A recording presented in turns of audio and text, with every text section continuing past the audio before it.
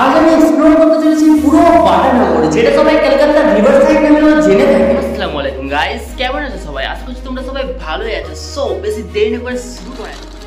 First চলে এসেছি বাটানগর, যেখান থেকে শুরু সেখানে, আর কলকাতার রিভার সাইডের এক সৌন্দর্য গেটের সামনে। এখানের এক ইন্টারেস্টিং জিনিস তোমাদেরকে যেটা আমার শেয়ার করা ছিল, যে সামনে যে একটা উড়ান পোল দেখা যাচ্ছে, এই পোলটার নাম হচ্ছে সম্প্রীতি ফ্লাইওভার, আর এটা কলকাতার সব থেকে লার্জেস্ট ফ্লাইওভার, বিকজ এটা 7.5 কিলোমিটার লেন্থ নিয়ে নির্মাণ করা হয়েছে। চলো এবারে ভেতরের দিকে এন্টার করা যায়, আর এর সাথে যতটা আমরা ভেতরের দিকে যেতে থাকবো ততটাই বাটানগরের হিস্ট্রির ব্যাপারে তোমাদেরকে জানাতে থাকবো। বাটানগর নামটি হওয়ার আগে প্রথমে এই জায়গাটির নাম ছিল মিরপুর গ্রামাঞ্চল, আর এই বাটানগর নামটি দিয়েছিলেন স্যার থমাস। এর ব্যাপারে আরো অনেক কিছু জানাবো, লাস্ট পর্যন্ত তোমরা ততক্ষণ আমার ভিডিওটা দেখতে থাকো। এখন আমি যে এই ব্রিজটার উপরে উঠছি, এই ব্রিজটার নাম হচ্ছে গিয়ে বাটা ব্রিজ। এই ব্রিজের একদম টপে গিয়ে দাঁড়ালে আমাদের বাম হাতে ফার্স্টেই চোখ চলে যাবে লুঙ্গি স্টেশনের দিকে রেলপথ, আর এদিকে যে ডান হাতে রেলপথটি চলে যাচ্ছে ওটা আকড়া হয়ে পুরো শিয়ালদা পর্যন্ত। এখানে কিছুক্ষণ ওয়েট করার পর আমরা দেখতে পেলাম একটা ট্রেন খুব গতিতে বেরিয়ে যাচ্ছে।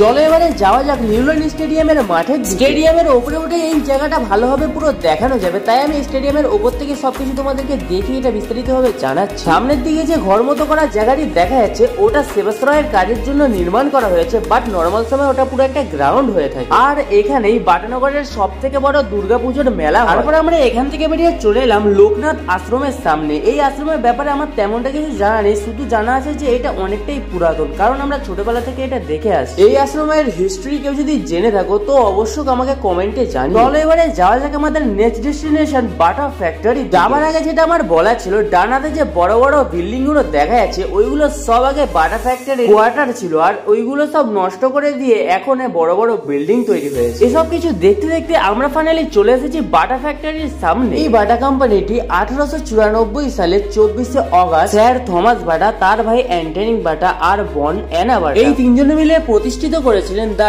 টি&এ বাটা শু কোম্পানি। আর 1932 সালের মধ্যে এই বাটা কোম্পানি 14টি দেশের মধ্যে তার শাখা প্রশাখা বিস্তার করে ফেলে। আর তখনই বাটা শু কোম্পানি প্রাইভেট লিমিটেড ইন্ডিয়ার ভেতরে সর্বপ্রথম ফ্যাক্টরি শুরু করেছিল হুগলি জেলার পূর্ণগড় অঞ্চলে। আর 1932 সালে স্যার থমাস বাটার বিমান দুর্ঘটনায় তার মৃত্যু হয়েছে। আর হুগলি জেলার পূর্ণগড় অঞ্চলের যে ফ্যাক্টরিটি হয়েছিল ওখানে ছোট জায়গা হওয়ার কারণে ওটি শিফট করা হয় কলকাতার 12 মাইল দক্ষিণে মিরপুরের দিকে। এই কোম্পানিটি তুলে আনার পরিকল্পনা চলতে থাকে। 1936 সালে পাকাপাকি ভাবে মিরপুরে স্থাপিত হয় এই বাটা শু কোম্পানি। আমরা এবারে যাচ্ছি বাটানগরের 28 তলার দিকে, যেটা বর্তমানকালে খুবই জনপ্রিয় হয়ে উঠেছে সবার জন্য, বিকজ ঈদের সময় বা পুজোর সময় এনিথিং টাইমে সবাই এসে এখানে ভিডিও করছে, ফটোশুট করছে, আরো অনেক। আর এখানে